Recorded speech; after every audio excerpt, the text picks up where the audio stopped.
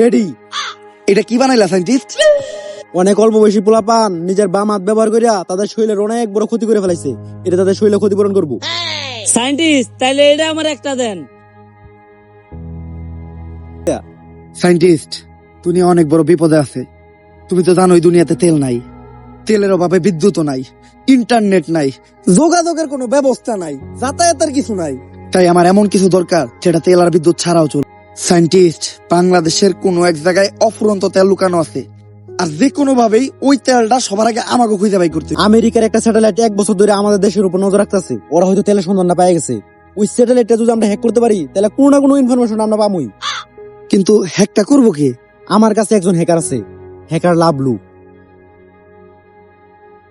আমি Lavlu, half time hacker, full time বেকার। কিন্তু সাইন্টিস্ট, বিদ্যুতের অভাবে তো দুনিয়ার সব ডিভাইসই বন্ধ, আর ল্যাপটপ চলতেছে কেমনে? আরে এটা অ্যাপলের ল্যাপটপ, আমি আবিষ্কার করছি। বিদ্যুৎ লাগে না, যৌন বিদ্যুতে চলে। যৌন বিদ্যুৎ মানে? শুনো, সূর্যের আলোতে যেগুলো চলে এগুলোর বলে সৌরবিদ্যুৎ। এটা চাঁদের আলোতে চলে, তাই এটা যৌন বিদ্যুৎ। তা তোমার কি পূর্বের কোনো হ্যাক করার অভিজ্ঞতা আছে? অবশ্যই। আমেরিকার দূতাবাসে হ্যাক চালাইছে কে? হ্যাকার লাভলু। ইসরায়েলের মিলিটারি বেসে হ্যাক চালাইছে কে? হ্যাকার লাভলু। ওই ইরানের তরমুজ প্রণালী ওইটা হ্যাক করে বন্ধ করছে কে? এই হ্যাকার লাভলু। যাক, এত যে হ্যাক করছেন, কোনো ধরা টরা পড়েন নাই? আমার জীবনে আমি যতবার হ্যাক করছি ততবারই ধরা পড়ছি। ধরা খাওয়ার পর উনারা আপনার কোনো শাস্তি দেয় নাই? শাস্তি দেয় না মানে একবার তো আমার পাই কাটে লাইছে একটা। কই ভাই, আপনার 2 পাই তো ঠিক আছে। আরে বেটা 3 নাম্বার পা, মাঝখানেরটা। বেশি আমার হাত নাই তাই আমি মারতে পারি না। আপনার তো হাত থাকতেও মারতে পারেন না। বাট পরে তো হালকা করে তেল দিয়ে খেলেও দিতে পারতাছি না, কারণ দেশে তেলের সংকট। তাই এখন আপনি কোন বাংলাদেশের উপর থেকে আমেরিকার স্যাটেলাইটটা হ্যাক করতে পারবেন নাকি?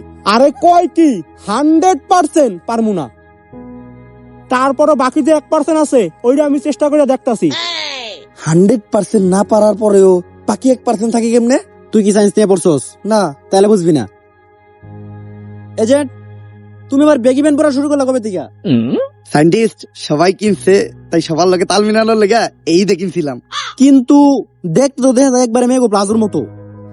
সাইন্টিস্ট, তোমার একটা কথা কই, কাউরে কইও না। এটা মূলত একটা ভাবের প্লাজ হইয়াছিল, আমি পইরা বেগি প্যান্ট করে চালাই দিতেছি।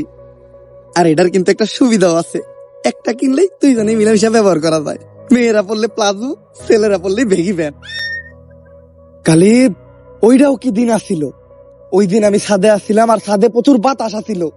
আমি দেখলাম দড়ির ভিতর একটা বেগি প্যান্ট লারা আসছিল, কিন্তু বাসায় আনার পর জানতে পারলাম ওইটা পাশের বাড়ির ভাবির প্লাজো আসছিল।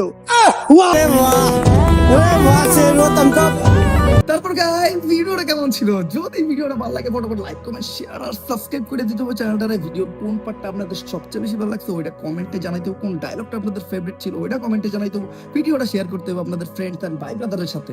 এছাড়াও লাইকের একদম বন্যা বহাই দিতে হবে। কমেন্ট তো উড়াধুরা করতে হবে, কমেন্টের কোনো টার্গেট নেই। আর সাবস্ক্রাইব তো